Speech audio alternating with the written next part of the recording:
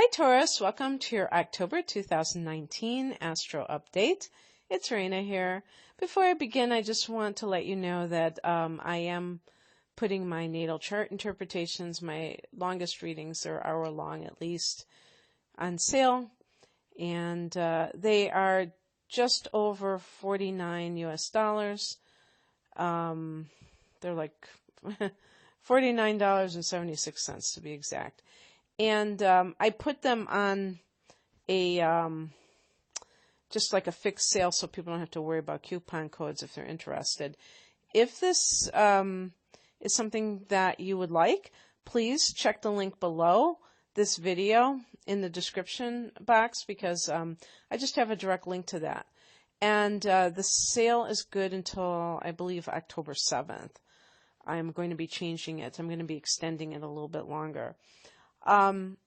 So that's that. And the other thing I wanted to tell you is that I have Taurus rising, and as I was compiling this list, knowing that it's not going to match up 100% in all cases, because, like, for instance, my rising sign is 26 degrees of Taurus. So, that's a late degree. And there are some transits in the sign of Taurus that are not in my first house. Okay.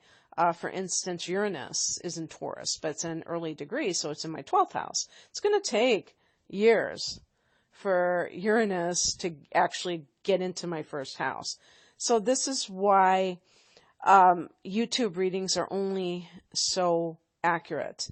And even when something is like officially transiting your house, there may be other possible interpretations that an astrologer online does not cover. So you have to take that into consideration as well. So we're just going to make this general, but this is a month when I was, like I say, I was like thinking of myself, where I was thinking, yeah, this is going to be like one of those getting down to brass tacks months.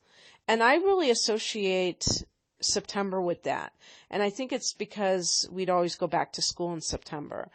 And so it was like, getting your school supplies, going, leaving the summer vacation and going back into that learning environment. And for a kid, that's your work, is school. And so I always kind of thought of September that way. But really, this is a month for organizing your life. And so the other piece in this is that the seventh house is also featured. Okay, so seventh house is the house of the committed partnership, and it could be like a spouse, a long-term relationship, or it doesn't have to be like a romantic relationship. It could be if you have a business or you're trying to drum up business, it could be clients. And so we're coming from late September, a new moon in Libra. So they're on the 28th of September, there is a new moon at 5 degrees of Libra.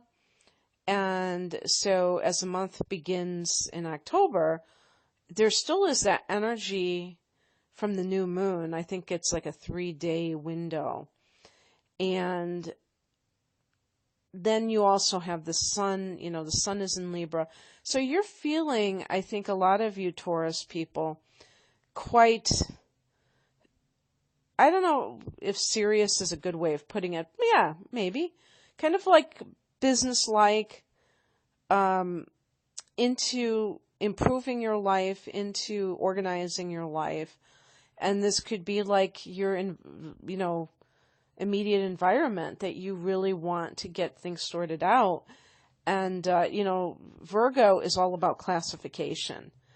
And this is, if you have like a prominent Virgo, I have the moon in Virgo. That's why I was laughing, because classifying things can become almost an obsession for some people, where they have to have everything lined up in a certain way, and they put everything in, like, if they have books, they've got to make it like a library where it's all in order. Not all people with a prominent Virgo, though, are this way. They may want to be this way, though. They may fantasize about being this way, but they never quite get there. Well, maybe these transits in the 6th house can give some of you who are challenged this way, or just have kind of been a bit of a slacker when it comes to organization, that you just naturally have this because the sun is there. So it's kind of like you're channeling Virgos. And then on the 3rd of the month, we have Mercury, which has been in Libra, has been in that 6th house, going to the 7th. So another piece to the 6th house is health. And so with the sun in the 6th house, you may be feeling better physically. And part of this could be that you've changed your diet, because Mercury has been in this 6th house, along with Mars, I should say, too. Mars is, a lot of you may be actually listening to this in September, and the Virgo, Mercury and Mars are going to be in that 6th house. So you're going to be really, if you're watching this in September, you are possibly starting some kind of even exercise routine. With Mercury there, Mercury rules the 6th house, diet, really looking at that and how that you can improve your life through your diet and things of that nature. And then, as I say, Mercury goes into Scorpio, and that's your 7th house. And for Mercury to go into your 7th house can have different connotations for different people. I always kind of get a bit of a chuckle, because whether you're doing tarot readings or you're doing astrology readings, let's be honest, you could say just about anything and somebody will say, oh my God, that's totally happening to me, because it's all in the numbers. And I'm just being honest about that. And so I could say that there's always going to be people who are experiencing some kind of divorce going on. And yet, I mean, in terms of what October represents, I think that if you're somebody who is a Taurus and you're in a rocky marriage, or the equivalent, where you're living together and you're together all the time, and you're thinking about getting divorced, or you're thinking about leaving, I think the chances of that happening are less than average. November might be a little bit of a trigger, because you're going to have a full moon in your sign, and that will oppose the marriage sector. The sun will be in that 7th house. But other than that, there's a lot of good energy for committed partnership. However, this may be something that already was in play. And Venus in the 7th house, Mercury in the 7th house can bring like a court case with documents attached. So it could be like a divorce decree. And maybe you've been waiting for this and you feel like your life is being put on hold until you get that divorce decree sent to you. And I just want to say something about this. I know I'm a very opinionated person. I can't help it. And even if I could, I wouldn't want to. I want to say this because I know somebody, my partner's friend, who got divorced and was really bummed out when the papers came through in the mail. And really, when you go through life and these are just concepts, marriage, divorce, all these things. These are concepts that the more earthbound a person is, the more that they crave earthbound, symbols of things. That's my, that's my theory, opinion, whatever. And you may differ in that. But I feel like people who do not cling to things of the world have a less need for these symbols because they understand their impermanence to begin with. So I don't want people who get divorced to get those papers and say, oh, this is so horrible. Now this proves that I'm divorced, and now there's no more love between me and this person. No, this is a document. It has nothing to do with your emotions. You may still love this person dearly. Maybe they were the ones that wanted the divorce for whatever reason. It doesn't mean you can't get back together. Anything can happen. Just like you can put on a wedding ring and cheat. Taking off a wedding ring doesn't, make you unfaithful, and putting one on doesn't make you faithful. That's what I'm talking about, earthbound, people who can't see beyond concepts. So, the seventh house can be like any kind of matter that's of a legal nature that you are, maybe you have to testify and you're speaking in a courtroom. It's great to reach out to clients during Mercury in the seventh, because this is something that is probably a lot of people don't really do, except for the form letters that you send through the email. And I'm sure everybody has signed up for a mailing list, and they get these things on a regular basis. And I think that they can be very helpful, because if you have like 1,000 people, or maybe you have 10,000 on your mailing list, or your contact list of all your clients, that's going to be very hard to, tune into them one by one. But on the flip side, it can be rather cold and, I don't know, a little bit, I can't think of the word that I'm looking at. Like, just a little bit self-serving versus really trying to find out what people are looking for. So, you know what I just thought? A live stream, if you have like your own business, and maybe you're not on YouTube. Oh yeah, that's right. I think you have to be. Well, you could probably do it on Facebook, I would think. I don't really know how, the rules of those kinds of things. I think with live streaming on YouTube, you have to have a certain number, like 1,000 subscribers or something, that you can't just do it, start a channel and start live streaming. I'm sure that at one time you probably could, and they've changed the rules. So, finding a way to connect with people in some kind of an online way may be very helpful to kind of get that more personal feeling out there. Who knows? Because the seventh house is one-on-one. So that might not even be the best example, because that would still be with a group setting. But you get my drift. Maybe you reach out, you make a point every day of reaching out to one of your clients and saying, I was thinking of you, or I want to touch base with you, blah, blah, blah. Okay.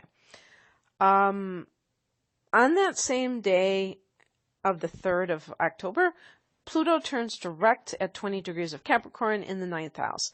So this is something that I've been experiencing myself with Pluto in the 9th. And, I'm trying to really see if I've felt this way. I think I have, and the funny thing about it is that it can probably be challenges in any area of your life. It probably isn't just one. But Pluto in the 9th house itself is there to transform your spiritual outlook on life, your life philosophy, and things like that. Maybe your faith. And maybe there are some people whose faith gets shaken to the core during this transit, which began in 2008.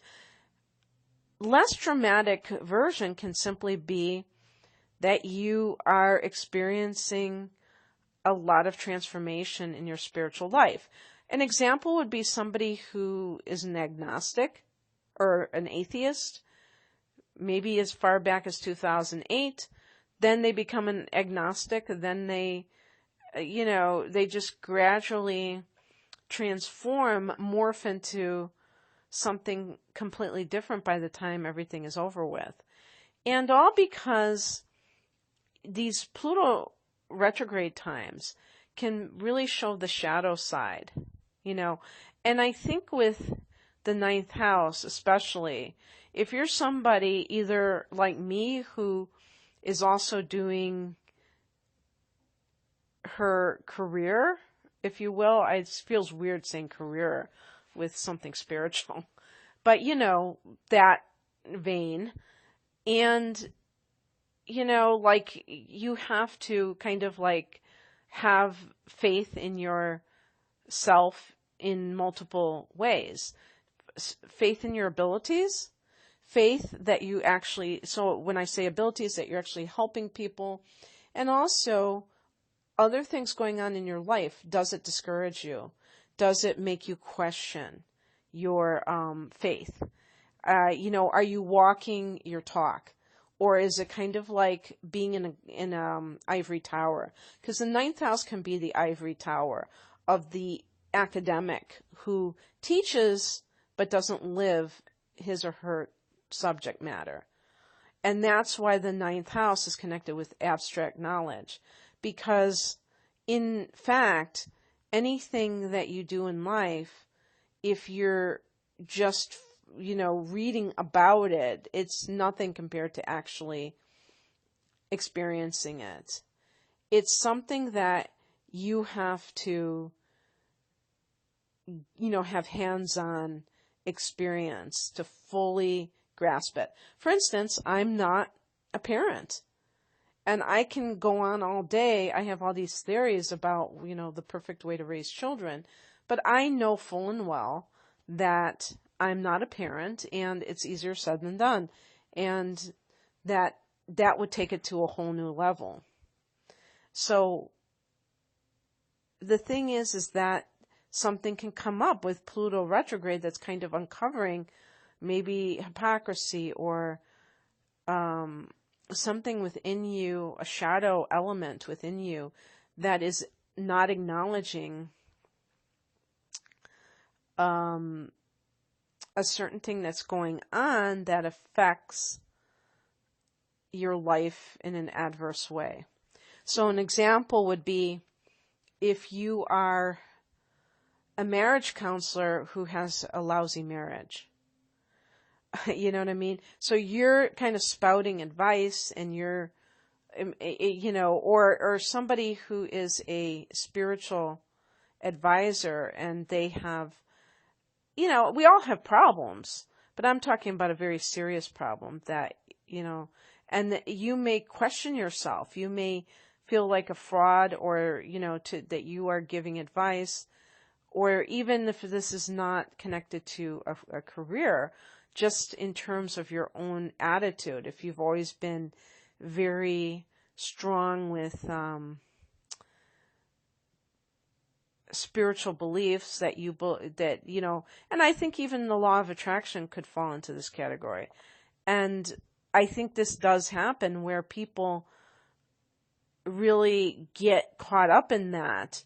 And then if something doesn't come their way, or they have a big disappointment, they just chuck it all and say it's all just a scam. And really, they didn't come into it with the right intentions. They were like, just expecting everything to drop in their lap, and maybe they didn't give it enough time, or other things were going on in their life that were creating a lot of chaos, and it just wasn't, they weren't like,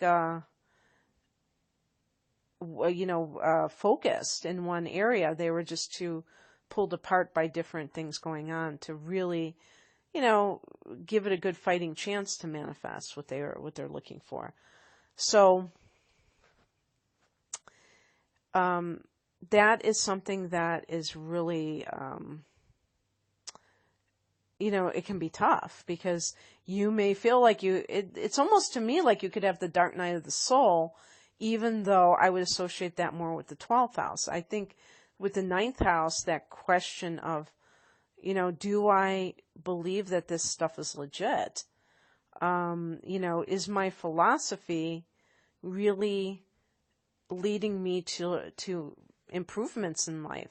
Seriously questioning that, but by the same time, now that Pluto is going direct, being able to continue your growth process without the more uncomfortable, because Pluto retrograde is more of like uncovering the inner workings of yourself. And that's, necessary, but it's not something you want to have to do 24/7. Pluto has been retrograde for months, so it'll be a welcome change. And on the 4th of the month, Mars goes into Libra, into your 6th house, exercising. And, this is the best thing. Here's some more advice, unwanted advice for you. One of the best ways I feel to exercise when you really are not, when you have to drag your feet, pardon the pun, to exercise, is to fit it into your practical daily schedule. And that's what the 6th house is too, your daily schedule. I think I've stepped inside a proper gym maybe once or twice, probably about twice in my life. Because I didn't like it. I didn't like the vibe, and I didn't like just the environment. Okay.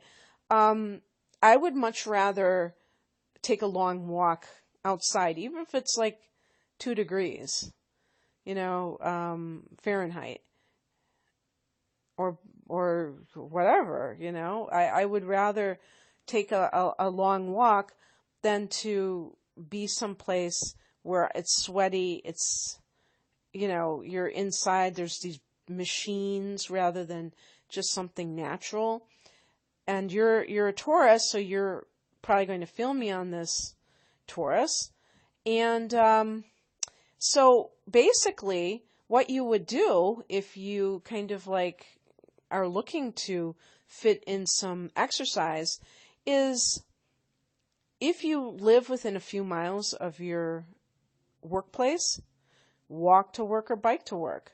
That's just a simple thing you can do. Now, it's not to say that it's going to make a big difference in terms of losing weight, but it could jumpstart you if you're feeling sluggish. And, it really, I can't understand why people don't like to walk.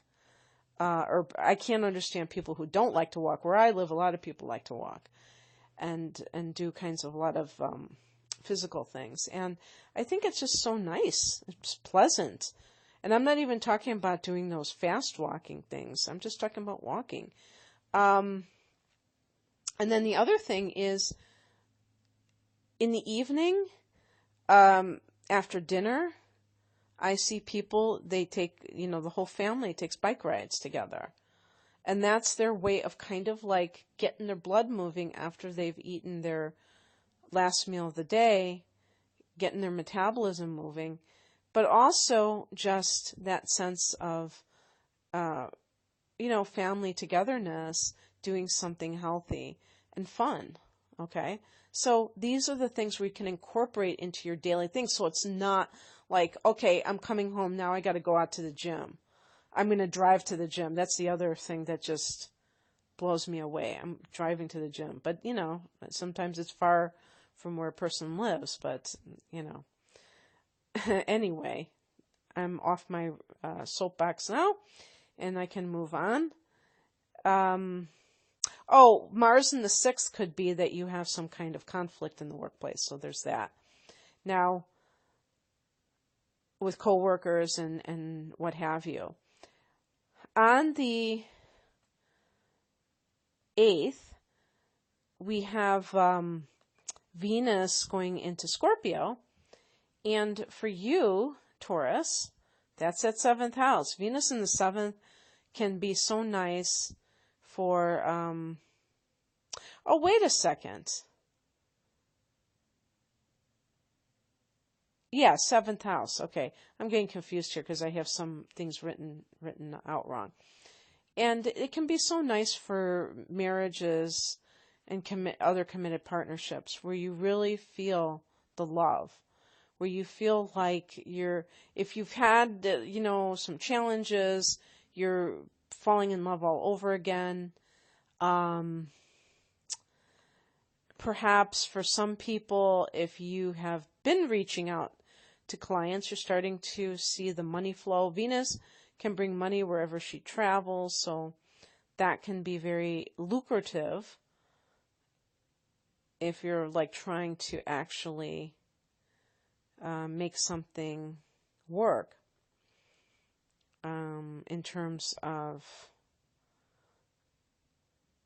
reaching out and making people feel special. They are your clients.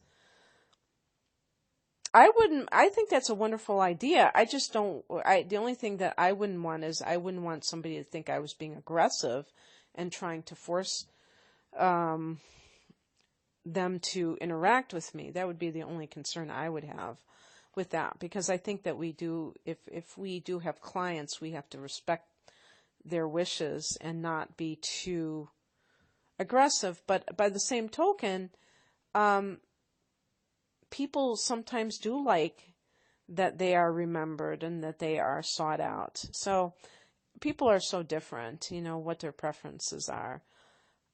This is just nice. This is romantic. If you're getting married, great time to get married for sure.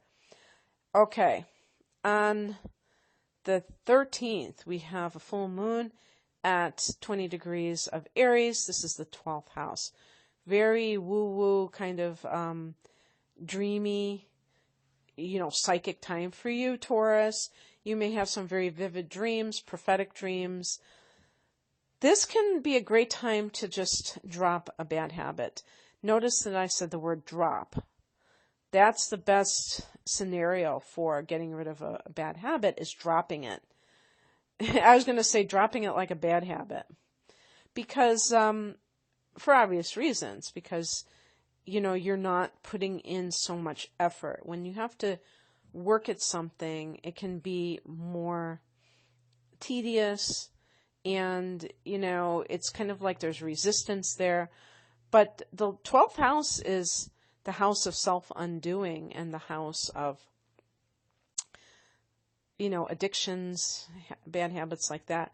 And so somebody who can see that within themselves and say, I don't need this anymore. This is hurting my life. I'm going to stop it. And then they do. And because you have Aries in your 12th,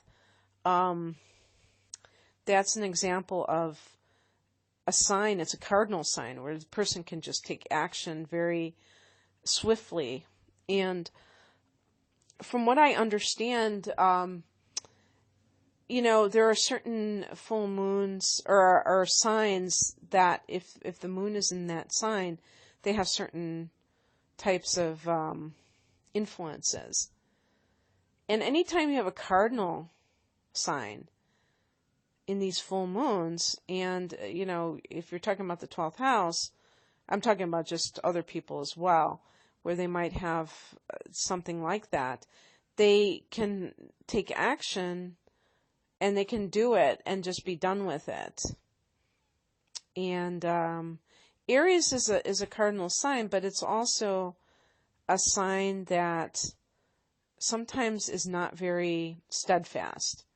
In other words, Aries is good at starting something, but not necessarily, the continuity where they just keep plugging away at it. So that's one of the the reasons that Aries is good to take action, but to kind of like keep it going is a different story. So in any case, you may realize something in your life, maybe it's not an addiction, but some other behavioral pattern that is kind of like a repressed memory, which is associated with the 12th house. That's what I think a lot of these unconscious patterns are, kind of like stemming from a repressed memory, that so the person doesn't know why they just are compelled to do certain things. They're getting their needs met in some way, and you may discover what that is for you, and that makes it easier for you to drop it. On the 23rd, the sun goes into Scorpio, 7th house. Sun is healing, positive vibes in that house of committed partnership. Also, your emphasis might be there, your attention might be going there. On the 27th or 28th, depending on where you live in the world, we have a new moon in Scorpio. Again, that 7th house, triggering new beginnings. Maybe new clients that you're being able to attract to you. Given the fact that Venus is in that house and Venus is the attractor. So anything that you want to intend that has a theme of you plus another person is definitely featured here. Great time for moving in together or getting married, making that commitment to somebody. It is right before the Mercury retrograde, though. Mercury goes retrograde on Halloween at 27 degrees of Scorpio. So there could definitely be rethinking something that's connected to another person. I didn't say this before. Actually, it might be more apropos for November, but Mercury retrograde in the 7th could see you if you are, maybe you've already started divorce proceedings and you reunite with your partner. Or the other person wants to reunite with you. Be very careful because people sometimes come out of the woodwork when, they're trying to get you back into get back into your good graces. And you don't want to allow yourself to get fooled by somebody acting really nice or like acting like they really are sorry, but there's no proof of that. So, if you're the kind of person who just like, your heart melts and you just like forget everything that's come before, do that at your own peril, because you could be dealing with somebody who is pretending to be all these great things just to get you back into their good graces. And then it's like, okay, now we're going to do this again. We're going to screw your life up. Let's see how I can screw your life up some more. So I don't mean to be cynical, but you know what I mean. Watch out in November, Taurus. But also, if you've been planning a wedding, watch out, because you might have some kind of, the contract between you and the people that hosting the reception or something. They might say, oh no, we thought it was this and it's supposed to be this, and the dates got screwed up or something. The wedding invitations got screwed up. So if you are planning to marry and you just don't want to have to deal with that crap, or at least if, and not to sound superstitious, but you might want to do it earlier in the month rather than wait until the end of October, because that'll be when, even if it's not on Halloween, do you still have Mercury in its shadow, and it could be influencing things for that, let's say the week before or so. So anyway, I hope that you enjoyed this. It goes without saying that Mercury retrograde in the 7th could be if you have recently reunited with a partner, or if you have accepted somebody's wedding proposal, or you've moved in with them or are planning to move in, that you could have a change of heart. You could at least be rethinking it. And you know what? Good for you, because it makes sense to give things thought. I don't think that's ever a bad thing when you think things through.